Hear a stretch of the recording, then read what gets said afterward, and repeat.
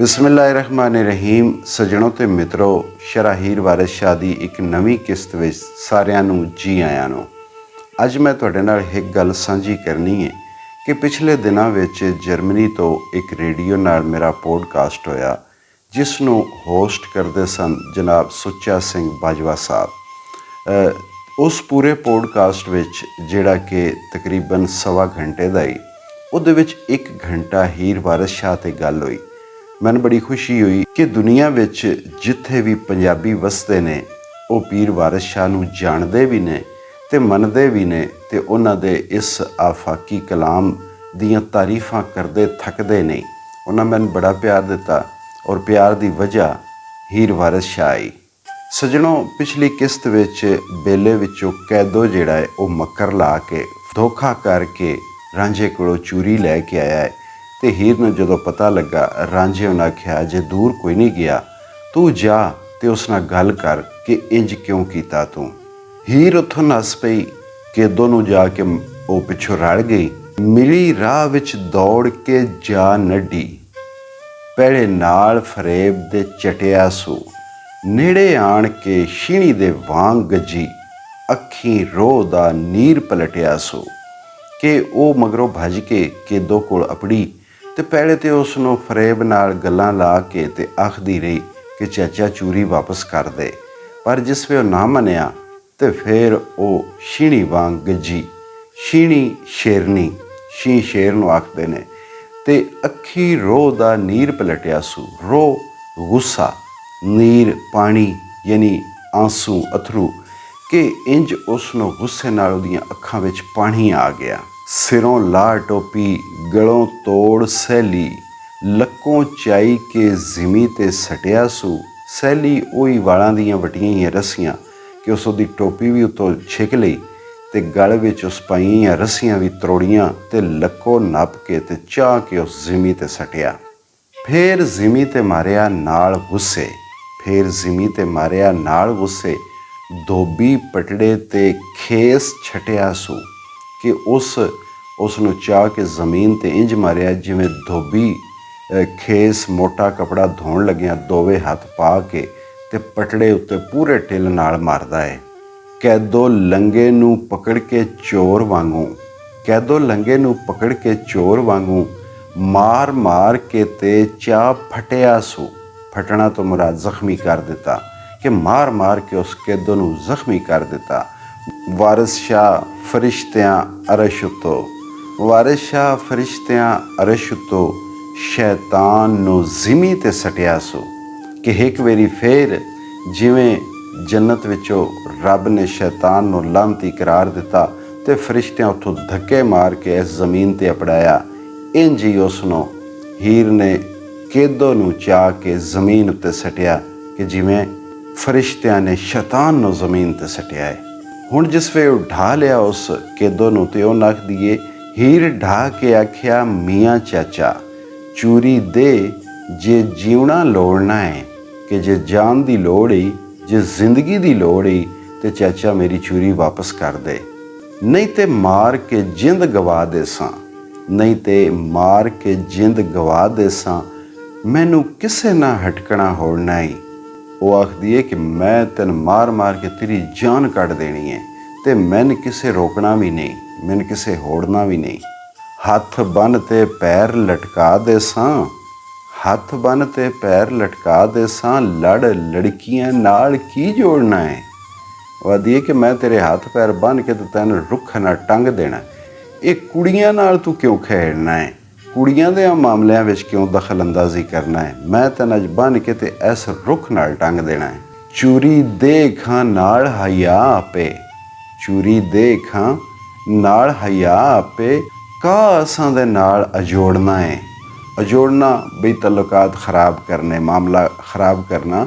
ਉਹ ਆਖਦੀ ਹੈ ਕਿ ਪਿਆਰ ਨਾਲ ਮੇਰੀ ਚੂਰੀ ਵਾਪਸ ਕਰ ਦੇ, ਮੇਰੇ ਨਾਲ ਤੂੰ ਆਪਣਾ ਤਾਲੁਕ ਕਿਉਂ ਵਜਾਉਣਾ ਹੈ, ਕਿਉਂ ਖਰਾਬ ਕਰਦਾ ਹੈ। ਔਖਾ ਉਸੇ ਮੇਰੇ ਨਾਲ, ਯਾਨੀ ਕੁੜੀ ਨਾਲ, ਸ਼ੈਤਾਨ ਨੂੰ ਕੁੜੀ ਆਖ ਰਹੀ ਹੈ ਕਿ ਮੇਰੇ ਨਾਲ ਤਾਲੁਕ ਖਰਾਬ ਕੀਤਾ ਹੀ ਅਤੇ ਔਖਾ ਉਸੇ। ਅਗਲੀ ਗੱਲ ਉਹ ਇਹ ਆਖਦੀ ਹੈ ਕਿ ਦਾੜੀ ਪੱਟ ਕੇ ਦੁਬਰ ਵਿੱਚ ਦੇਵਾਂਗੀ ਮੈਂ, ਦਾੜੀ ਪੱਟ ਕੇ ਦੁਬਰ ਵਿੱਚ ਦੇਵਾਂਗੀ ਮੈਂ, ਕਿਉਂ ਸ਼ਰਮ ਦੀ ਲੱਜ ਨੂੰ ਤੋੜਨਾ ਹੈ। ਬਈ ਮੈਂ ਹਯਾ ਕਰਦੀ ਹਾਂ, ਸ਼ਰਮ ਕਰਦੀ ਹਾਂ, ਤੇ ਮੈਂ ਜਿਹੜੀ ਤੇਰੀ ਦਾੜੀ ਹੈ ਨਾ, ਜਿਹੜੀ ਤੂੰ ਮੱਕਰ ਵਾਲੀ ਦਾੜੀ ਰੱਖੀ ਹੈਗੀ, ਜਿਹੜੀ ਤੂੰ ਸ਼ੈਤਾਨ ਵਾਲੀ ਦਾੜੀ ਰੱਖੀ, ਇਹ ਮੈਂ ਪੱਟ ਕੇ ਤੇਰੇ ਪਿੱਛੋਂ ਦੇ ਦੇਣੀ ਹੈ। ਦੁਬਰ ਤੋਂ ਮੁਰਾਦ ਪਿੱਠ ਹੈ ਕਿ ਮੈਨੂੰ ਤੂੰ ਹਯਾ ਵਾਲੀ ਰਾਣ ਦੇ, ਸ਼ਰਮ ਵਾਲੀ ਰਾਣ ਦੇ। ਤੇ ਜੇ ਮੇਰੇ ਨਾਲ ਤੂੰ ਆਪਣਾ ਤਾਲਕ ਵੰਜਾਇਆ, ਮੇਰੇ ਨਾਲ ਤੂੰ ਅਜੋੜਿਆ, ਤੇ ਮੈਂ ਇਹ ਵੀ ਕਰਨੋਂ ਕੋਈ ਨਹੀਂ ਰਹਿਣਾ। ਮੈਨੂੰ ਕਿਸੇ ਸ਼ਰਮ ਹਯਾ ਦੀ ਮੈਨੂੰ ਯਾਦ ਨਹੀਂ ਰਹਿਣੀ, ਤੇ ਮੈਂ ਸਾਰੀਆਂ ਹੱਦਾਂ ਪਾਰ ਕਰਨੀਆਂ, ਤੇ ਮੈਂ ਇਹ ਤੇਰੀ ਮਕਰੀ ਦਾੜੀ ਜਿਹੜੀ ਹੈ ਪੱਟ ਕੇ ਤੇਰੇ ਪਿੱਛੋਂ ਦੇ ਦੇਣੀ ਹੈ। ਵਾਰਿਸ ਸ਼ਾਹ ਗੁਨਾਹ ਦੀ ਨਦੀ ਅੰਦਰ, ਵਾਰਿਸ ਸ਼ਾਹ ਗੁਨਾਹ ਦੀ ਨਦੀ ਅੰਦਰ ਐਵੇਂ ਰਾਏਗਾ ਉਮਰ ਨੂੰ ਬੋਲਣਾ ਹੈ ਕਿ ਗੁਨਾਹ ਦੀ ਨਦੀ ਵਿੱਚ ਅੰਜੇ ਰਾਹ ਜਾਂਦਾ ਤੂੰ ਆਪਣੇ ਗੁਨਾਹ ਸਮੇਂ ਲੈਣਾ ਹੈ। ਤੇਰਾ ਇਸ ਮਾਮਲੇ ਨਾਲ ਕੀ ਅਮਲ ਹੈ, ਕੀ ਕੰਮ ਹੈ? ਤੂੰ ਰਾਹ ਜਾਂਦਾ ਗੁਨਾਹ ਜਿਹੜਾ ਉਹ ਆਪਣੇ ਸਮੇਂ ਲੈਂਦਾ ਪਿਆ ਹੈ, ਕੀ ਫਾਇਦਾ ਤੈਨੂੰ ਇਸ ਵਿੱਚੋਂ? ਉਸ ਮਾਰਿਆ ਕੁੱਟਿਆ ਕਿ ਦੋਨੋਂ ਢਾਇਆ, ਕੋਈ ਚੂਰੀ ਉਸ ਕੋਲੋਂ ਖੋਹਣੇ ਦੀ ਕੋਸ਼ਿਸ਼ ਕੀਤੀ, ਪਰ ਖੋਹਦਿਆਂ ਧਰਾਉਂਦਿਆਂ ਕੁਝ ਨਾ ਕੁਝ ਉਹਦੇ ਹੱਥ ਵੀ ਰਹਿ ਹੀ ਗਈ ਕਿ ਦੀ ਅੱਧੀ ਡੁੱਲ ਪਈ, ਅੱਧੀ ਖੋਹ ਲਈ, ਅੱਧੀ ਡੁੱਲ ਪਈ, ਅੱਧੀ ਖੋਹ ਲਈ, ਚੁਣ ਮੇਲ ਕੇ ਪਰੇ ਲਿਆਉਂਦਾ ਹੈ। ਉੱਥੇ ਲੜਾਈ ਝਗੜੇ ਵਿੱਚ ਜਿਹੜੀ ਉਹ ਚੂਰੀ ਆਈ, ਕੁਝ ਰੁੜ ਗਈ, ਕੁਝ ਹੀਰ ਨੇ ਖੋਹ ਲਈ, ਤੇ ਜਿਹੜੀ ਕੋਈ ਥੋੜੀ ਬੜੀ ਬੱਚੀ ਤੇ ਜ਼ਮੀਨ ਤੋਂ ਵੀ ਇਕੱਠੀ ਕਰਕੇ ਚੁਣ ਕੇ ਮੇਲ ਕੇ ਉਹ ਚੂਰੀ ਲੈ ਕੇ ਪਰੇ ਵਿੱਚ ਆ ਗਿਆ, ਪੰਚਾਇਤ ਵਿੱਚ ਆ ਗਿਆ, ਚੂਚਕ ਦੀ ਪੰਚਾਇਤ ਵਿੱਚ। ਕਿ ਆ ਮੰਨਦੇ 900 ਮੂਲ ਮੇਰਾ, ਕਿ ਆ ਮੰਨਦੇ ਨਹੀਂ 100 ਮੂਲ ਮੇਰਾ। ਚੂਰੀ ਪੱਲਿਓਂ ਖੋਲ ਵਿਖਾਉਂਦਾ ਹੈ। ਉਹ ਆਪਣੀ ਹਿੱਕ ਚਾਦਰ ਦੇ ਲੜ ਵਿੱਚ ਜਿੱਥੇ ਉਸ ਚੂਰੀ ਬੰਨੀ ਆਈ, ਉਦੋਂ ਉਹਨਾਂ ਨੇ ਆਖਦਾ ਮੇਰਾ ਆਖਿਆ ਤੁਸੀਂ ਨਾ ਉਹ ਮੰਨਦੇ, ਮੈਂ ਤੁਹਾਨੂੰ ਸਮਝਾਇਆ ਹੀ ਕਿ ਇਹ ਕੰਮ, ਇਹ ਜਿਹੜਾ ਗੱਭਰੂ ਚਾਕ ਹੀਰ ਨਾਲ ਬੇਲੇ ਵਿੱਚ ਇਕੱਠੇ ਹੁੰਦੇ ਨੇ, ਗੱਲ ਚੰਗੀ ਨਹੀਂ ਹੈ। ਤੇ ਉਦੋਂ ਆਪਣੇ ਪੱਲੇ ਨਾਲੋਂ ਚੂਰੀ ਖੋਲ੍ਹਦਾ ਤੇ ਖੋਲ੍ਹ ਕੇ ਉਹ ਪਰੇ ਦੇ ਪੰਚਾਇਤ ਦੇ ਸਾਹਮਣੇ ਰੱਖਦਾ ਕਿ ਇਹ ਵੇਖੋ ਤੁਸੀਂ ਤਾਂ ਮੇਰੀ ਗੱਲ ਨਾ ਮੰਨਦੇ। ਨਹੀਂ ਚੂਚਕੇ ਨੂੰ ਕੋਈ ਮੱਤ ਦਿੰਦਾ, ਨੱਢੀ ਮਾਰ ਕੇ ਨਹੀਂ ਸਮਝਾਉਂਦਾ ਹੈ ਵੀ ਤੁਹਾਡੇ ਸਾਰਿਆਂ 'ਚੋਂ ਕੋਈ ਇਸ ਨੂੰ ਮੱਤ ਨਹੀਂ ਦਿੰਦਾ, ਕੋਈ ਇਸ ਨੂੰ ਨਹੀਂ ਸਮਝਾਉਂਦਾ ਕਿ ਇਸ ਨੱਢੀ ਨੂੰ 2-4 ਚਪੇੜਾਂ ਮਾਰ, ਇਸ ਨੂੰ ਕੁਝ ਸਮਝਾ, ਇਸ ਨੂੰ ਆਖ ਵੀ ਇੱਜ਼ਤ ਬਰਬਾਦ ਨਾ ਕਰੇ ਆਪਣੇ ਮਾਪਿਆਂ ਦੀ। ਚਾਕ ਨਾਲ ਅਕਲੜੀ ਜਾਏ ਬੇਲੇ, ਅੱਜ ਕੱਲ੍ਹ ਕੋਈ ਲੀਕ ਲਵਾਉਂਦਾ ਹੈ, ਲੀਕ ਹੁੰਦਾ ਹੈ ਬਦਨਾਮੀ, ਕਿ ਇਹ ਰੋਜ਼ ਉਸ ਕਾਮੇ ਨਾਲ ਇਕੱਲੀ ਬੇਲੇ ਵਿੱਚ ਵਹਿੰਦੀ ਹੈ ਤੇ ਅੱਜ ਨਹੀਂ ਤੇ ਕੱਲ੍ਹ ਕੋਈ ਨਾ ਕੋਈ ਬਦਨਾਮੀ ਜਿਹੜੀ ਹੈ ਸਾਡੇ ਖਾਨਦਾਨ 'ਤੇ ਜ਼ਰੂਰ ਲੱਗ ਜਾਣੀ ਹੈ। ਇਹ ਗੱਲ ਜਹਾਨ 'ਤੇ ਖਿੰਡ ਜਾਸੀ, ਲੱਗੀ ਅੱਗ ਨੂੰ ਕੌਣ ਬੁਝਾਉਂਦਾ ਹੈ? ਕਿ ਇਹ ਗੱਲ ਜਹਾਨ 'ਤੇ ਨਸ਼ਰ ਹੋ ਜਾਣੀ ਹੈ, ਇਹ ਫੈਲ ਜਾਣੀ ਹੈ ਗੱਲ, ਇਹ ਬਦਨਾਮੀ ਲੱਗ ਜਾਣੀ ਹੈ। ਤੇ ਜਿਸ ਵੇ ਅੱਗ ਲੱਗ ਜਾਵੇ ਤੇ ਕੋਈ ਨੇੜੇ ਨਹੀਂ ਹੁੰਦਾ, ਹਰ ਕੋਈ ਆਪਣਾ ਦਾਮਨ ਬਚਾਉਂਦਾ ਹੈ। ਤੇ ਬਿਹਤਰ ਇਹ ਹੈ ਕਿ ਇਹ ਅੱਗ ਲੱਗੇ ਹੀ ਨਹੀਂ। ਗੱਲ ਆਖਣੀ ਸੀ ਸੋਈ ਆਖ ਛੱਡੀ, ਗੱਲ ਆਖਣੀ ਸੀ ਸੋਈ ਆਖ ਛੱਡੀ, ਢੋਲੀ ਢੋਲ ਨੂੰ ਜਿਵੇਂ ਵਜਾਉਂਦਾ ਹੈ। ਬਈ ਮੈਂ ਤੇ ਖੜਕਾ ਕੇ ਗੱਲ ਕਰ ਦਿੱਤੀ ਹੈ, ਖੁੱਲੀ ਡੁੱਲੀ ਗੱਲ ਕਰ ਦਿੱਤੀ ਹੈ ਕਿ ਅੱਜ ਨਹੀਂ ਤੇ ਕੱਲ੍ਹ ਇਹ ਜਿਹੜੀ ਚਾਕ ਨਾਲ ਹਕੱਲੀ ਬੇਲੇ ਵਿੱਚ ਜਾ ਰਹੀ ਹੈ, ਇਹ ਜ਼ਰੂਰ ਬਦਨਾਮ ਕਰਾਏਗੀ। ਹੁਣ ਅੱਗੋਂ ਆਪਣੀ ਤੁਹਾਡੀ ਮਰਜ਼ੀ ਹੈ। ਜਿਸ ਵੇਲੜੇ ਮਾਹਰ ਨੇ ਚਾਕ ਰੱਖਿਆ, ਜਿਸ ਵੇਲੜੇ ਮਾਹਰ ਨੇ ਚਾਕ ਰੱਖਿਆ, ਉਸ ਵੇਲੜੇ ਨੂੰ ਪਿੱਛੋਂ ਤਾਉਂਦਾ ਹੈ। ਪਿੱਛੋਂ ਤਾਉਣਾ ਪਛਤਾਣਾ, ਕਿ ਇੱਕ ਵੇਲਾ ਆਉਣਾ ਹੈ ਕਿ ਇਸ ਨੂੰ ਉਸ ਵੇਲੇ ਉੱਤੇ ਇਸ ਨਾਦਮ ਹੋਣਾ ਹੈ, ਇਸ ਪਛਤਾਉਣਾ ਹੈ, ਪਰੇਸ਼ਾਨ ਹੋਣਾ ਹੈ ਜਿਸ ਵੇਲੇ ਇਸੇ ਗੱਭਰੂ ਕੰਮ 'ਤੇ ਰੱਖਿਆ। ਨੱਢੀ ਹੀਰ ਨੂੰ ਨਹੀਂ ਸਮਝਾਉਂਦਾ ਏ, ਨੱਢੀ ਹੀਰ ਨੂੰ ਨਹੀਂ ਸਮਝਾਉਂਦਾ ਏ, ਅਤੇ ਚਾਕ ਨੂੰ ਨਹੀਂ ਤਰਾਉਂਦਾ ਏ। ਕਿ ਉਹ ਕੁੜੀ ਆਪਣੀ ਨੂੰ ਵੀ ਨਹੀਂ ਸਮਝਾਉਂਦਾ ਮਾਰ ਚੂਚਕ, ਤੇ ਚਾਕ ਨੂੰ ਵੀ ਉੱਥੋਂ ਰੱਦ ਨਹੀਂ ਕਰਦਾ, ਘਰੋਂ ਕੱਢਦਾ ਨਹੀਂ ਬਈ ਉਸ ਨੂੰ ਘਰੋਂ ਕੱਢੇ, ਤੇ ਜਾਂ ਆਪਣੀ ਕੁੜੀ ਨੂੰ ਸਮਝਾਵੇ ਕਿ ਇੰਜ ਨਾ ਕਰ, ਅੱਜ ਉੱਡ ਗਈ ਮੱਤ ਜੇ ਚੂਚਕੇ ਦੀ, ਅੱਜ ਉੱਡ ਗਈ ਮੱਤ ਜੇ ਚੂਚਕੇ ਦੀ, ਜਿਹੜਾ ਚਾਕ ਨੂੰ ਨਹੀਂ ਹਟਾਉਂਦਾ ਹੈ। ਕਿ ਇਹ ਚੂਚਕ ਜਿਹੜਾ ਨੌਕਰ ਕਾਮਨ, ਇਹ ਸਾਰੀਆਂ ਗੱਲਾਂ ਸੁਣ ਕੇ ਵੀ ਇਹਨੂੰ ਪਤਾ ਵੀ ਲੱਗ ਗਿਆ ਕਿ ਇਹ ਜਿਹੜੇ ਨੇ ਇਹ ਦੋਵੇਂ ਰਲ ਕੇ ਬੇਲੇ ਵਿੱਚ ਕਿਉਂ ਵਹਿੰਦੇ ਨੇ। ਜੇ ਅਜੇ ਵੀ ਇਹ ਉਸ ਕਾਮਨ ਘਰੋਂ ਨਹੀਂ ਕੱਢਦਾ, ਕੰਮ ਤੋਂ ਨਹੀਂ ਹਟਾਉਂਦਾ, ਤਾਂ ਇੰਝ ਹੀ ਹੈ ਕਿ ਇਹਦੀ ਮੱਤ ਨਹੀਂ ਰਹੀ, ਇਹਦੀ ਅਕਲ, ਇਹਦੀ ਹੋਸ਼ ਟਿਕਾਣੇ ਨਹੀਂ ਰਹੀ। ਵਾਰਿਸ ਸ਼ਾਹ ਜੋ ਐਬ ਨਾ ਕਜਦਾ ਏ, ਵਾਰਿਸ ਸ਼ਾਹ ਜੋ ਐਬ ਨਾ ਕਜਦਾ ਏ, ਰੱਬ ਉਸ ਦਾ ਨਹੀਂ ਛੁਪਾਉਂਦਾ ਏ। ਇਹ ਕੁਰਾਨ ਪਾਕ ਵਿੱਚ ਅੱਲਾਹ ਪਾਕ ਨੇ ਫਰਮਾਇਆ ਹੈ ਕਿ ਤੁਸੀਂ ਲੋਕਾਂ ਦੀਆਂ ਐਬਾਂ 'ਤੇ ਪਰਦੇ ਪਾਓ ਅਤੇ ਮੈਂ ਤੁਹਾਡੀਆਂ ਐਬਾਂ 'ਤੇ ਪਰਦੇ ਪਾਵਾਂਗਾ।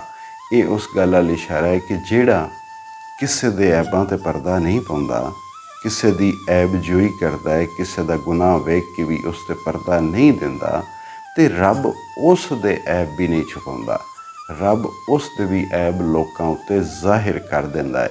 ਕਿ ਸਾਡੇ ਵਾਸਤੇ ਹੁਕਮ ਵੀ ਹੈ ਕਿ ਅਸੀਂ ਕਿਸੇ ਦੀ ਛੋਟੀ ਮੋਟੀ ਖਰਾਬੀ ਗੁਨਾਹ ਵੇਖ ਕੇ ਅਤੇ ਉਸ ਨੂੰ ਨਸ਼ਰ ਨਾ ਕਰੀਏ, ਅਸੀਂ ਉਸ 'ਤੇ ਪਰਦਾ ਦਈਏ, ਕਿਉਂ ਜੇ ਕਦੀ ਸਾਡੀ ਵਾਰੀ ਵੀ ਆ ਸਕਦੀ ਹੈ। ਹੁਣ ਉਸ ਕੈਦੋਂ ਤੇ ਸਾਰੀਆਂ ਗੱਲਾਂ ਚੂਚਕ ਨੂੰ ਸਮਝਾ ਦਿੱਤੀਆਂ, ਦੱਸ ਦਿੱਤੀਆਂ, ਚੂਰੀ ਵੀ ਵਿਖਾ ਦਿੱਤੀ, ਸਬੂਤ ਵੀ ਦੇ ਦਿੱਤਾ, ਪਰ ਮੁੜ ਵੀ ਚੂਚਕ ਨਹੀਂ ਪਿਆ ਮੰਨਦਾ। ਚੂਚਕ ਆਖਦਾ ਕੂੜੀਆਂ ਕਰੇ ਗੱਲਾਂ, ਚੂਚਕ ਆਖਦਾ ਕੁੜੀਆਂ ਕਰੇ ਗੱਲਾਂ, ਹੀਰ ਖੇਡਦੀ ਨਾਲ ਸਹੇਲੀਆਂ ਦੇ। ਚੂਚਕ ਕਹਿੰਦਾ ਹੈ ਬੇਵਕੂਫਾ, ਤੂੰ ਤਾਂ ਝੂਠੀਆਂ ਸੱਚੀਆਂ ਮਿਲਾ ਕੇ ਤੇ ਐਵੇਂ ਤੁਹਮਤਾਂ ਫੈਲਾਉਣਾ। ਮੈਨੂੰ ਪਤਾ ਹੈ ਮੇਰੀ ਧੀ ਤੇ ਬੇਲੇ ਵਿੱਚ ਸਹੇਲੀਆਂ ਨਾਲ ਖੇਡਣ ਜਾਂਦੀ ਹੈ, ਤੂੰ ਉਸ 'ਤੇ ਗਲਤ ਤੁਹਮਤਾਂ ਲਾ ਰਿਹਾ ਹੈ। ਪੀਂਘਾਂ ਪਾਈ ਕੇ ਸਈਆਂ ਦੇ ਨਾਲ ਝੂਟੇ, ਪੀਂਘਾਂ ਪਾਈ ਕੇ ਸਈਆਂ ਦੇ ਨਾਲ ਝੂਟੇ, ਤ੍ਰਿੰਜਣ ਜੋੜਦੀ ਵਿੱਚ ਹਵੇਲੀਆਂ ਦੇ। ਉਹ ਤੇ ਬੇਲੇ ਵਿੱਚ ਜਾ ਕੇ ਪੀਂਘਾਂ ਪਾਉਂਦੀ ਹੈ, ਝੂਟੇ ਲੈਂਦੀ ਹੈ ਆਪਣੀਆਂ ਸਹੇਲੀਆਂ ਨਾਲ ਰਲ ਕੇ। ਅਤੇ ਜੇ ਪਿੰਡ ਵਿੱਚ ਹੋਵੇ ਅਤੇ ਹਵੇਲੀਆਂ ਵਿੱਚ ਕਿਸੇ ਨਾ ਕਿਸੇ ਹਵੇਲੀ ਵਿੱਚ ਤ੍ਰਿੰਜਣ ਜੋੜਦੀ ਹੈ, ਬਈ ਦੂਜੀਆਂ ਨਾਲ ਰਲ ਕੇ ਚਰਖਾ ਕੱਤਦੀ ਹੈ, ਆਪਣਾ ਕੰਮ ਕਰਦੀ ਹੈ। ਉਹ ਤਾਂ ਕੋਈ ਐਸਾ ਵੈਸਾ ਕੰਮ ਨਹੀਂ ਕਰਦੀ ਜਿਹੜੇ ਤੂੰ ਝੂਠੇ ਇਲਜ਼ਾਮ ਉਸ 'ਤੇ ਲਾ ਰਿਹਾ ਹੈ। ਇਹ ਚੁਗਲ ਜਹਾਨ ਦਾ ਮਗਰ ਲੱਗਾ, ਇਹ ਚੁਗਲ ਜਹਾਨ ਦਾ ਮਗਰ ਲੱਗਾ, ਫਕਰ ਜਾਣਦੇ ਹੋ ਨਾਲ ਸਹੇਲੀਆਂ ਦੇ। ਇਹ ਹੁਣ ਚੂਚਕ ਪਰਿਆਂ ਦੇ ਦੂਜਿਆਂ ਬੰਦਿਆਂ ਨਾਲ ਗੱਲ ਪਿਆ ਕਰਦਾ ਬਈ ਇਹ ਤਾਂ ਚੁਗਲਖੋਰ ਜ਼ਮਾਨੇ ਦਾ ਸਾਡੇ ਪਿੱਛੇ ਲੱਗ ਗਿਆ ਹੈ। ਫਕਰ ਜਾਣਦੇ ਹੋ ਨਾਲ ਸਹੇਲੀਆਂ ਦੇ। ਉਹ ਆਖਦਾ ਕਿ ਤੁਸੀਂ ਸਮਝਦੇ ਹੋ ਕਿ ਜਿਹੜਾ ਬਸ ਗਲ ਵਿੱਚ ਇਹ ਰੱਸੀਆਂ ਪਾ ਲਵੇ ਅਤੇ ਇਹ ਟੋਪੀਆਂ ਪਾ ਲਵੇ ਉਹ ਫਕੀਰ ਹੁੰਦਾ ਹੈ। ਬਈ ਇਸ ਦਾ ਸਿਰਫ ਵੇਸ ਵੇਖ ਕੇ ਅਸੀਂ ਕਿਵੇਂ ਮੰਨ ਲਈਏ ਕਿ ਇਹਦੀ ਗੱਲ ਸੱਚੀ ਹੈ ਅਤੇ ਸ਼ੈਤਾਨ ਹੈ। ਬਈ ਗੱਲ ਕਰਨ ਦਾ ਮਤਲਬ ਇਹ ਹੈ ਵੀ ਹਰ ਕੋਈ ਜੇ ਗਲ ਵਿੱਚ ਸੈਲੀਆਂ ਪਾ ਲਵੇ, ਉਹ ਫਕੀਰਾਂ ਵਾਲੀਆਂ ਟੋਪੀਆਂ ਪਾ ਲਵੇ, ਅਤੇ ਇਹ ਤੁਸੀਂ ਇਹ ਸਮਝਦੇ ਹੋ ਕਿ ਹਰ ਉਹ ਬੰਦਾ ਹੀ ਫਕੀਰ ਹੈ। ਹਰ ਉਹ ਬੰਦਾ ਫਕੀਰ ਨਹੀਂ ਹੁੰਦਾ, ਕਈ ਢੋਂਗੀ ਵੀ ਹੁੰਦੇ ਨੇ। ਕਦੀ ਨਾਲ ਮਦਾਰੀਆਂ ਭੰਗ ਗੋਟੇ, ਕਦੀ ਨਾਲ ਮਦਾਰੀਆਂ ਭੰਗ ਗੋਟੇ, ਕਦੀ ਜਾ ਨੱਚੇ ਨਾਲ ਚੇਲਿਆਂ ਦੇ। ਬਈ ਇਹਦੇ ਤੇ ਕੰਮ ਸਾਨੂੰ ਪਤਾ ਹੈ, ਕਦੀ ਇਹ ਮਦਾਰੀਆਂ ਨਾਲ ਸ਼ੋਭਦਾਬਾਜ਼ਾਂ ਨਾਲ ਬਹਿ ਕੇ ਭੰਗਾਂ ਪੀਂਦਾ ਪਿਆ ਹੁੰਦਾ ਹੈ, ਅਤੇ ਕਦੀ ਇਹ ਚੇਲਿਆਂ ਨਾਲ ਕਦੀ ਨੱਚਦਾ ਫਿਰਦਾ ਹੁੰਦਾ ਹੈ। ਅਸੀਂ ਕਿਵੇਂ ਮੰਨ ਲਈਏ ਕਿ ਫਕੀਰ ਸੱਚਾ ਹੈ? ਨਹੀਂ ਚੂੜੇ ਦਾ ਪੁੱਤ ਹੋਵੇ ਸੈਯਦ, ਨਹੀਂ ਚੂੜੇ ਦਾ ਪੁੱਤ ਹੋਵੇ ਸੈਯਦ, ਘੋੜੇ ਹੋਣ ਨਹੀਂ ਪੁੱਤ ਲੇਲਿਆਂ ਦੇ। ਕਿ ਜਿਵੇਂ ਲੇਲੇ ਦਾ ਪੁੱਤਰ ਜਿਹੜਾ ਹੈ, ਬੱਕਰੀ ਦਾ ਬੱਚਾ ਜਿਹੜਾ ਹੈ, ਉਹ ਘੋੜਾ ਨਹੀਂ ਹੋ ਸਕਦਾ, ਇੰਝ ਹੀ ਚੂੜੇ ਦਾ ਪੁੱਤਰ ਸੈਯਦ ਵੀ ਨਹੀਂ ਹੋ ਸਕਦਾ। ਇੱਥੇ ਮੈਂ ਇੱਕ ਗੱਲ ਦੀ ਵਜ਼ਾਹਤ ਜ਼ਰੂਰੀ ਸਮਝਦਾ ਕਿ ਚੂੜਾ ਜਿਹੜਾ ਲਫ਼ਜ਼ ਹੈ ਜਾਂ ਚੂੜਾ ਕੌਮ ਜ਼ਾਤ ਜਿਹੜੀ ਹੈ, ਉਸ ਦੀ ਹਕੀਕਤ ਇਹ ਆ ਕਿ ਉਸ ਜ਼ਮਾਨੇ ਵਿੱਚ, ਉਸ ਪਿਛਲੇ ਜ਼ਮਾਨੇ ਵਿੱਚ ਜਦੋਂ ਕਿ ਹਿੰਦੁਸਤਾਨ ਵਿੱਚ ਅਜੇ ਇਸਲਾਮ ਆਈ ਕੋਈ ਨਹੀਂ, ਉਸ ਵੇਲੇ ਹਿੰਦੂਆਂ ਦੀਆਂ ਜਿਹੜੀਆਂ ਨਿੱਕੀਆਂ ਜ਼ਾਤਾਂ ਨੇ, ਕੁਝ ਬਹੁਤ ਛੋਟੀਆਂ ਸ਼ੂਦਰ ਤੋਂ ਵੀ ਅੱਗੇ ਦੀਆਂ ਜਿਹੜੀਆਂ ਜ਼ਾਤਾਂ ਨੇ, ਉਹਦੇ ਵਿੱਚ ਇਹ ਸਾਂਸੀ ਅਤੇ ਆਪਣਾ ਚੂੜੇ ਇਹ ਹੁੰਦੇ ਹਨ। ਇਹ ਚੂੜਾ ਉਹਨਾਂ ਆਖਦੇ ਹਨ ਕਿ ਜਿਹੜਾ ਮੁਰਦਾਰ ਖਾਂਦਾ ਏ, ਮੁਰਦਾ ਜਾਨਵਰ ਨੂੰ ਜਿਹੜੇ ਖਾਣ ਵਾਲੇ ਹਨ ਉਹ ਚੂੜੇ ਹਨ। ਕੋਈ ਜਿਉਂਦਾ ਉਹਨਾਂ ਨੂੰ ਲੱਭਦਾ ਕੋਈ ਨਹੀਂ, ਅਤੇ ਉਹ ਕੋਈ ਡੰਗਰ ਮਰ ਜਾਵੇ ਆ ਜਿਹੜਾ ਕੋਈ ਬਾਹਰ ਸੱਟਿਆ, ਉਸ ਮੋਏ ਹੋਏ ਡੰਗਰ ਨੂੰ ਚੂੜੇ ਖਾਂਦੇ ਹੁੰਦੇ ਹਨ। ਅਤੇ ਅੱਜ ਤਾਂ ਉਹ ਕੋਈ ਵੀ ਨਹੀਂ ਰਿਹਾ। ਇਸਲਾਮ ਆਇਆ, ਉਸ ਤੋਂ ਬਾਅਦ ਢੇਰ ਸਾਰੀਆਂ ਜ਼ਾਤਾਂ ਕੌਮਾਂ ਜਿਹੜੀਆਂ ਉਹਨਾਂ ਇਸਲਾਮ ਕਬੂਲ ਕਰ ਲਿਆ, ਅਤੇ ਇਹ ਕਿੱਸਾ ਚੂँਕਿ 3 ਸਦੀਆਂ ਪਹਿਲੇ ਦਾ ਹੈ, ਉਸ ਗੱਲ ਨੂੰ ਵੀ ਜ਼ਿਹਨ ਵਿੱਚ ਰੱਖਣਾ ਚਾਹੀਦਾ ਕਿ ਅੱਜ ਦੇ ਹਿਸਾਬ ਵਿੱਚ ਕੁਝ ਗੱਲਾਂ ਤਾਲਮੇਲ ਨਹੀਂ ਖਾਂਦੀਆਂ, ਅਤੇ ਪੀਰ ਵਾਰਿਸ ਸ਼ਾਹ ਨੇ ਉਸੇ ਵਿਹਾਰ, ਉਸੇ ਜ਼ਮਾਨੇ ਦੀ ਤਰਤੀਬ ਨਾਲ ਇਹ ਸਾਰੀ ਗੱਲ ਬਣਾਈ ਹੈ। ਅਤੇ ਗੱਲ ਦਾ ਮਤਲਬ ਉਹ ਇਸਤਾਰਤਨ ਅਗਰ ਕੋਈ ਇੱਥੇ ਇਸ ਕਿੱਸੇ ਵਿੱਚ ਜ਼ਾਤਾਂ ਦਾ ਲਫ਼ਜ਼ ਹੁੰਦਾ ਅਤੇ ਉਹ ਵੀ ਹੈ ਇਸਤਾਰਤਨ, ਹਕੀਕਤਨ ਨਹੀਂ ਹੈ। ਅਤੇ ਚੂੜੇ ਤੋਂ ਵੀ ਮੁਰਾਦ ਹੈ ਹਰਾਮ ਖੋਰ, ਜਿਹੜਾ ਹਰਾਮ ਖਾਣੇ ਵਾਲਾ ਹੋਵੇ। ਔਰ ਇਸ ਮਿਸਰੇ ਵਿੱਚ ਵਾਰਿਸ ਸ਼ਾਹ ਦੱਸ ਰਹੇ ਨੇ ਕਿ ਹਰਾਮ ਖਾਣੇ ਵਾਲਾ ਕਦੀ ਸੈਯਦ ਨਹੀਂ ਹੋ ਸਕਦਾ। ਚੂੜੇ ਤੋਂ ਮੁਰਾਦ ਹੈ ਕਿ ਹਰਾਮ ਖੋਰ, ਮੁਰਦਾਰ ਖੋਰ, ਜਿਹੜਾ ਕਿ ਹਰਾਮ ਖਾਣ ਵਾਲਾ ਹੈ, ਉਹ ਕਦੀ ਦੂਜਿਆਂ ਲਫ਼ਜ਼ਾਂ ਵਿੱਚ ਇਸ ਦਾ ਦੂਜਾ ਮਤਲਬ ਇਹ ਹੋ ਕਿ ਸੈਯਦ ਕਦੀ ਹਰਾਮ ਨਹੀਂ ਖਾਂਦਾ, ਸੈਯਦ ਕਦੀ ਹਰਾਮ ਖੋਰ ਨਹੀਂ ਹੋ ਸਕਦਾ। ਅਤੇ ਅਗਲੀ ਗੱਲ ਉਹ ਲਿਖਦੇ ਨੇ ਕਿ ਵਾਰਿਸ ਸ਼ਾਹ ਫਕੀਰ ਨਾ ਹੋਣ ਹਰਗਿਜ਼, ਵਾਰਿਸ ਸ਼ਾਹ ਫਕੀਰ ਨਾ ਹੋਣ ਹਰਗਿਜ਼, ਪੁੱਤਰ ਜੱਟਾਂ ਤੇ ਮੋਚੀਆਂ ਤੇਲੀਆਂ ਦੇ। ਇੱਥੇ ਵੀ ਇਹ ਜ਼ਾਤਾਂ ਦੀ ਜਿਹੜੀ ਗੱਲ ਹੈ, ਅੱਜ ਦੇ ਜ਼ਮਾਨੇ ਵਿੱਚ ਜ਼ਾਤਾਂ ਦੀ ਗੱਲ ਕਰਨਾ ਬੜਾ ਅਜੀਬ ਹੁੰਦਾ, ਪਰ ਉਹ ਜ਼ਮਾਨਾ ਕਿਉਂਕਿ ਉਸ ਜ਼ਮਾਨੇ ਦੀ ਗੱਲ ਹੋ ਰਹੀ ਹੈ, ਉਸ ਜ਼ਮਾਨੇ ਦਾ ਕਿੱਸਾ ਹੈ, ਅਤੇ ਉੱਥੇ ਇਹ ਸਾਰੀਆਂ ਗੱਲ ਆਮੋ ਆਮ ਹੁੰਦੀਆਂ। ਇਹ ਜ਼ਾਤਾਂ ਵੀ ਇਸਤਾਰਤਨ ਹੈ, ਕਿਉਂਕਿ ਇਸ ਗੱਲ ਦੀ ਮੈਂ ਜ਼ਿਆਦਾ ਵਜ਼ਾਹਤ ਬਿਲਕੁਲ ਵੀ ਨਹੀਂ ਕਰਨਾ ਚਾਹੁੰਦਾ ਕਿ ਇਹਦੇ ਪਿੱਛੇ ਵਾਰਿਸ ਸ਼ਾਹ ਕੇ ਸੋਚ ਕੇ ਇਹ ਗੱਲ ਲਿਖੀ ਹੈ। ਥੋੜ੍ਹੀ ਜਿਹੀ ਮੈਂ ਇਹ ਗੱਲ ਤੁਹਾਨੂੰ ਜ਼ਰੂਰ ਦੱਸਦਾ ਕਿ ਫ਼ਕਰ ਜਿਹੜਾ ਫਕੀਰੀ, ਉਹਦੇ ਦੋ ਨਿਸ਼ਾਨੀਆਂ ਨੇ, ਸਭ ਤੋਂ ਵੱਡੀਆਂ ਦੋ ਗੱਲਾਂ ਨੇ ਕਿ ਦਿਲ ਦੀ ਨਰਮੀ ਅਤੇ ਇਨਕਸਾਰੀ ਆਜਜ਼ੀ। ਦਿਲ ਦੀ ਨਰਮੀ ਅਤੇ ਆਜਜ਼ੀ ਦਾ ਨਾਮ ਫ਼ਕਰ ਹੈ। ਫ਼ਕਰ ਹੈ ਹੀ ਇਹ ਕਿ ਇਨਸਾਨ ਦਾ ਦਿਲ ਨਰਮ ਅਤੇ ਉਹ ਆਜਜ਼ ਤਰੀਨ ਬੰਦਾ ਹੋਵੇ, ਇਨਕਸਾਰੀ ਵਾਲਾ ਬੰਦਾ ਹੋਵੇ। ਅਤੇ ਕੁਝ ਜ਼ਾਤਾਂ ਦੇ ਕੰਮ ਅਜੇ ਹੁੰਦੇ ਹਨ ਕਿ ਉਹਨਾਂ ਦੇ ਵਿੱਚ ਦਿਲ ਦੀ ਸਖਤੀ ਆ ਜਾਂਦੀ ਹੈ। ਜਿਵੇਂ ਜੱਟ ਦੀ ਗੱਲ ਹੈ ਕਿ ਜੱਟ ਜਿਹੜਾ ਹੈ ਉਹ ਇਤਨੇ ਔਖੇ ਜ਼ਿੰਦਗੀ 'ਚ ਕੰਮ ਕਰਦਾ ਹੈ, ਹਰ ਮੁਸ਼ਕਿਲ ਕੰਮ ਉਹਦੇ ਹਿੱਸੇ ਹੁੰਦਾ ਹੈ ਕਿ ਅੱਧੀ ਅੱਧੀ ਰਾਤ ਨੂੰ ਉਹ ਪਾਣੀ ਲਾਉਂਦਾ ਹੈ ਅਤੇ ਉਹ ਸੱਪਾਂ ਨਾਲ, ਅਠੂਆਂ ਨਾਲ ਉਹਦਾ ਵਾਹ ਪਾਉਂਦਾ ਹੈ। ਗਰਮੀ ਸਰਦੀ, ਜਿਸ ਗਰਮੀ ਵੀ ਅਰੂਜ 'ਤੇ ਹੁੰਦੀ ਹੈ ਅਤੇ ਉਹ ਖੇਤਾਂ ਵਿੱਚ ਧੁੱਪੇ ਕੰਮ ਪਿਆ ਕਰਦਾ ਹੁੰਦਾ ਹੈ। ਸਰਦੀ ਦਾ ਅਰੂਜ ਹੁੰਦਾ ਅਤੇ ਉਸ ਵੇਲੇ ਵੀ ਉਹ ਆਪਣੀਆਂ ਫਸਲਾਂ ਸਾਂਭਦਾ ਫਿਰਦਾ ਹੁੰਦਾ ਹੈ। ਉਸ ਤੋਂ ਅੱਗੇ ਉਹਦਾ ਹਰ ਵੇਲੇ ਡੰਗਰਾਂ ਨਾਲ ਵਾਹ ਹੁੰਦਾ ਹੈ, ਉਹਦੇ ਮੁਕਾਬਲ ਡੰਗਰ ਹੁੰਦੇ ਨੇ। ਸੁਬਾਹ ਤੋਂ ਲੈ ਕੇ ਸ਼ਾਮ ਤੱਕ ਉਹ ਡੰਗਰਾਂ ਨਾਲ ਉਸ ਦਾ ਵਰਤਾਰਾ ਹੁੰਦਾ ਹੈ। ਅਤੇ ਇਹ ਸਾਰੀਆਂ ਗੱਲਾਂ ਲੈ ਕੇ ਅਤੇ ਉਹਦੇ ਦਿਲ ਵਿੱਚ ਸਖਤੀ ਆ ਜਾਂਦੀ ਹੈ, ਝੱਲ ਝੱਲ ਕੇ। ਜਿਵੇਂ ਉਹ ਪਿੱਛੇ ਇੱਕ ਮਿਸਰੇ ਵਿੱਚ ਪੀਰ ਵਾਰਿਸ ਸ਼ਾਹ ਭਰਜਾਈਆਂ ਨਾ ਦੇਣ ਨਾ, ਵਾਰਿਸ ਸ਼ਾਹ ਦੇ ਵਾਂਗ ਪੀਰਜ਼ਾਦੀਆਂ ਹੋ, ਖਾਓ ਅੱਗ ਅੰਗਿਆਰੀਆਂ ਹੱਗਦੀਆਂ ਹੋ। ਬਈ ਜੋ ਬੰਦਾ ਜਿਹੋ ਜਿਹਾ ਰਵੱਈਆ ਜਾਂ ਜਿਹੜੇ ਮਾਮਲਾਤ ਉਹ ਵਸੂਲ ਕਰਦਾ ਹੈ, ਜਿਹੜਾ ਉਹ ਸਹਿੰਦਾ ਬਰਦਾਸ਼ਤ ਕਰਦਾ ਹੈ, ਉਸ ਦਾ ਅਮਲ ਉਹਦੇ ਵਰਗਾ ਹੋ ਜਾਂਦਾ ਹੈ। ਇੰਝ ਹੀ ਜੱਟ ਜਿਹੜਾ ਹੈ ਉਹ ਸਖਤ ਕੰਮ ਕਰ ਕਰਕੇ ਉਸ ਦਾ ਜਿਸਮ ਵੀ ਸਖਤ ਹੋ ਜਾਂਦਾ ਹੈ, ਉਸ ਦਾ ਮਜ਼ਾਜ ਵੀ ਸਖਤ ਹੋ ਜਾਂਦਾ ਹੈ ਔਖੇ ਕੰਮ ਕਰ ਕਰਕੇ। ਅਤੇ ਉਸ ਜ਼ਮਾਨੇ ਦੀਆਂ ਗੱਲਾਂ ਨੇ। ਅੱਜ ਤਾਂ ਦੁਨੀਆ ਬੜੀ ਬਦਲ ਗਈ ਹੈ, ਕੰਮ ਵੀ ਬਦਲ ਗਏ, ਮਾਮਲਾਤ ਵੀ ਬਦਲ ਗਏ, ਬੰਦੇ ਵੀ ਬਦਲ ਗਏ। ਉਸ ਵੇਲੇ ਦੇ ਹਿਸਾਬ ਨਾਲ ਇਸ ਪਹਿਰਾਏ ਵਿੱਚ ਉਹਨਾਂ ਗੱਲ ਕੀਤੀ ਹੈ ਕਿ ਦਿਲ ਦੀ ਸਖਤੀ ਵਾਲਾ ਬੰਦਾ ਜਿਹੜਾ ਹੈ ਉਹ ਕਦੀ ਵੀ ਫਕੀਰ ਨਹੀਂ ਹੋ ਸਕਦਾ। ਵਾਰਿਸ ਸ਼ਾਹ ਫਕੀਰ ਨਾ ਹੋਣ ਹਰਗਿਜ਼, ਪੁੱਤਰ ਜੱਟਾਂ ਤੇ ਮੋਚੀਆਂ ਤੇਲੀਆਂ ਦੇ। ਮੋਚੀ ਦੀ ਵੀ ਗੱਲ, ਦਿਲ ਦੀ ਸਖਤੀ, ਉਹਦਾ ਵੀ ਕੰਮ ਜਿਹੜਾ ਉਸ ਜ਼ਮਾਨੇ ਵਿੱਚ ਆ, ਅੱਜ ਤੇ ਉਹ ਕੰਮ ਰਿਹਾ ਕੋਈ ਨਹੀਂ। ਉਸ ਜ਼ਮਾਨੇ ਵਿੱਚ ਮੋਚੀ ਖੱਲ ਲਾਉਂਦੇ ਹਨ, ਚਮੜਾ ਲਾਉਂਦੇ ਹਨ। ਹੁਣ ਜਾਨਵਰ ਦਾ, ਕਿਸੇ ਜਾਨਦਾਰ ਦਾ ਛੁਰੀ ਨਾਲ ਚਮੜਾ ਲਾਉਣਾ ਬੜਾ ਸਖਤੀ ਵਾਲਾ ਕੰਮ ਹੈ। ਉਹ ਵੀ ਇਹ ਮੁਸਲਸਲ ਇਹੋ ਜਿਹਾ ਕੰਮ ਕਰ ਕਰਕੇ ਅਤੇ ਉਹਨਾਂ ਦੇ ਦਿਲ ਵਿੱਚ ਵੀ ਸਖਤੀ ਆ ਜਾਂਦੀ ਹੈ। ਅਤੇ ਦੂਜਾ ਇਨਕਸਾਰੀ ਵੀ ਜਿਹੜਾ ਹੈ ਨਾ ਸ਼ਰਤ ਹੈ ਫਕੀਰੀ ਦੀ। ਅਤੇ ਤੇਲੀ ਦਾ ਵੀ ਕੰਮ ਨਪੀੜਨਾ, ਕੁਝ ਤੇਲੀ ਵੀ ਜਿਹੜੇ ਨੇ ਉਹ ਡੰਗਰਾਂ ਦਾ ਕੰਮ ਵੀ ਕਰਦੇ ਹਨ, ਅਤੇ ਕੁਝ ਉਹ ਤੇਲੀ ਜਿਹੜੇ ਨੇ ਉਹ ਤੇਲ ਕੱਢਦੇ ਹੁੰਦੇ ਹਨ। ਨਪੀੜਨਾ ਉਹ ਵੀ ਇੱਕ ਸਖਤ ਅਮਲ ਹੈ, ਉਹ ਵੀ ਇੱਕ ਡਾਢਾ ਅਮਲ ਹੈ ਕਿ ਕਿਸੇ ਸ਼ੈ ਨੇ ਇੰਝ ਰਗੜਾ ਦੇਣਾ ਕਿ ਉਹਦਾ ਤੇਲ ਕੱਢ ਦੇਣਾ। ਅਤੇ ਇਸ ਪਹਿਰਾਵੇ ਵਿੱਚ ਇਹ ਪੀਰ ਵਾਰਿਸ ਸ਼ਾਹ ਨੇ ਗੱਲ ਲਿਖੀ ਹੈ ਕਿ ਵਾਰਿਸ ਸ਼ਾਹ ਫਕੀਰ ਨਾ ਹੋਣ ਹਰਗਿਜ਼, ਪੁੱਤਰ ਜੱਟਾਂ ਤੇ ਮੋਚੀਆਂ ਤੇਲੀਆਂ ਦੇ। ਇਸ ਦੇ ਉੱਤੇ ਬੜੀ ਲੰਮੀ ਵਜ਼ਾਹਤ ਹੋ ਸਕਦੀ ਹੈ। ਮੇਰਾ ਜਿਹੜਾ ਹੀਰ ਸਮਝਾਉਣ ਦਾ ਇੱਕ ਤਰੀਕਾ ਹੈ, ਉਹਦੇ ਵਿੱਚ ਇਤਨੀ ਗੱਲ ਕਾਫੀ ਹੈ। ਅੱਗੋਂ ਤੁਸੀਂ ਆਪ ਵੀ ਸੋਚ ਸਕਦੇ ਹੋ, ਸਿਆਣੇ ਬਿਆਣੇ ਹੋ। ਹੁਣ ਦਿਓ ਇਜਾਜ਼ਤ, ਰੱਬ ਰਾਖਾ।